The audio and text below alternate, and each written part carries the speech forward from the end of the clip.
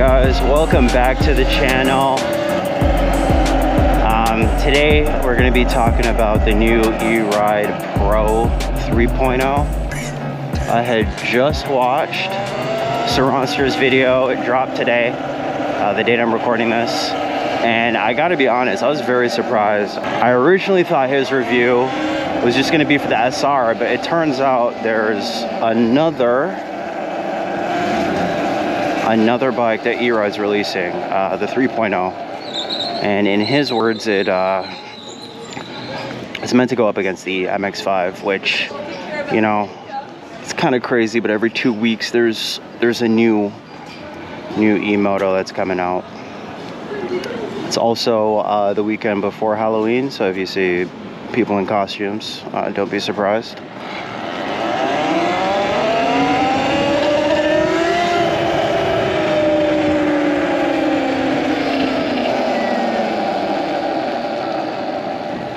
Another thing I want to talk about later on in this video is the Talaria boys did a review on the Alta Sigma. They finally got their hands on it, and it's clearly not a paid review, which was nice to see. In terms of, like, you know, who you can trust as an influencer, it's hard to tell these days. Everybody's getting paid to review their products. I mean, I don't know if anybody else's feed is filled up with DJI and Insta360 paid content vids, but yeah, all those people are getting paid for those reviews. Yeah, everybody's getting paid. It's really hard to tell who is and who isn't getting paid. I mean, some people may just get the product for free to review. But even then, it's technically a sponsored video. You know, the company may not be reviewing it or anything, but they're not, you know, using their own money to review the product. And, you know, it's kind of different when you're spending like $400 on a product, and you have to deal with certain cons or certain issues or bugs with the new product. You're going to bring them up in your review. If you're getting paid, getting the product for free, it's much harder to review the product from a non-biased standpoint.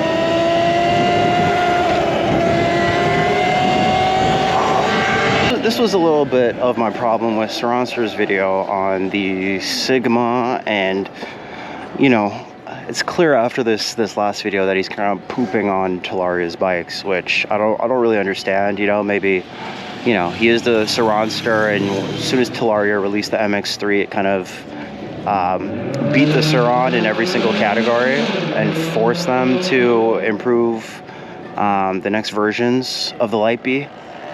But it kind of looks to me like he did not get reviewed, or he did not get paid by Talaria to review the MX-5.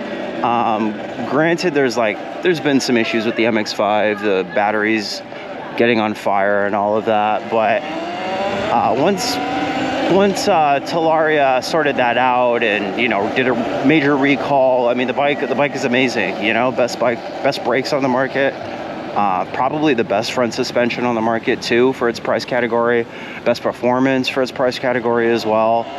Saronster claims that the Pro 3.0 is you know, is faster than it. He did a few speed tests with his buddy that he always shoots with. I can't remember his name, but yeah, they did a few speed tests. I mean, realistically only one speed test versus the MX-5, and he put his heavier friend on the MX-5, which doesn't make sense to me, but that's fine. It's for entertainment, not for real scientific tests to see, you know, which bike has better performance. Anyway, the 3.0 has a 15 kilowatt peak kilowatt motor, bigger battery as well. I believe it's a 72 volt 50 amp hours, same as on the SR, just a slightly weaker motor. It's looking great on paper. Now the funny thing here, and I've already talked about this with regards to the Sigma, is that they ran into like a couple quality issues on their test ride, and, you know, of course these are pre-production bikes and all that stuff, but it's, you know, it's not a good sign to see when you're giving your bike to review to like one of the biggest YouTubers in the space, if not the biggest. You would want to make sure that you're giving him the best quality pre-production model available. Now, there's an issue issue with the brake line on the 3.0, and they ended up just cutting it. And Ross Stunts, Surroundster's friend, ended up riding the rest of the ride without, I think, a front brake. I think the front brake was the issue. And then another issue is that the rear brake rotor got locked up, and yeah, they eventually they were able to get it loose. But yeah, once again, it's not something you want to see from a big review like that. Otherwise, I would say I'm very hyped for the SR and 3.0. It looks like they're going to be really good competition with the Sigma. The SR has a slightly more powerful motor at 25 kilowatts. Now, I've seen like differing reports, especially from the Talaria Boys video, that the Sigma is now going to be more than 20 kilowatts apparently, which, you know, that hasn't been confirmed, but apparently it's going to be around 23 kilowatts with the hairpin, the new hairpin motor that they're using on their bikes. It sounds like they might have just changed the specs once the word of the SR came out, which is pretty wild. When your bike's been announced for like a month and a half, and you know, last second you're like, okay, actually we're going to put in a much stronger, beefier motor. You know, these things take a lot of testing, R&D, a lot of tuning as well to make sure that everything lines up for the bike, and you're not going to give your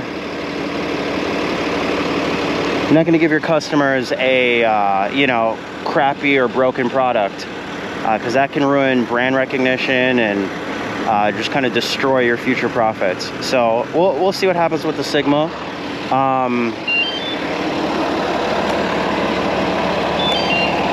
We'll see what happens with the Sigma, but yeah, I still have my doubts, especially we can get into the Talaria Boys video, I guess at this point.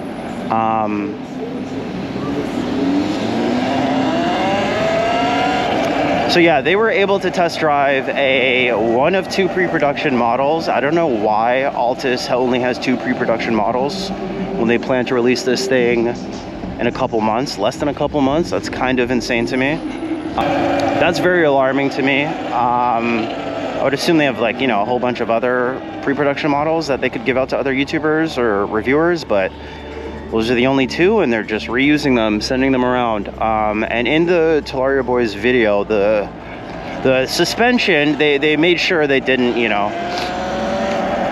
they didn't comment too much on the suspension because it's absolutely destroyed on the bike that they tested. And this is due to, you know, once again, only having a single bike that multiple reviewers have to share. And, you know, you've seen Surroundster and some other influencers take the bike off-roading, off jumps. The suspension is going to take a beating, you know, over time. They did have a few good things to say about the bike, like the top speed, very impressive. I think they hit like over 70 miles an hour, which is crazy. And that's the 90-volt battery kind of giving that power, enough power to cross 70 miles an hour stock, which is great. But yeah, you know, that suspension is a major concern, especially like with a bike that has that kind of power. I would hope that it has, you know, best top of the line suspension as well. You could imagine going 70 miles an hour and hitting a pothole, and just, you know, completely flying off the bike. That would not be a good look at all.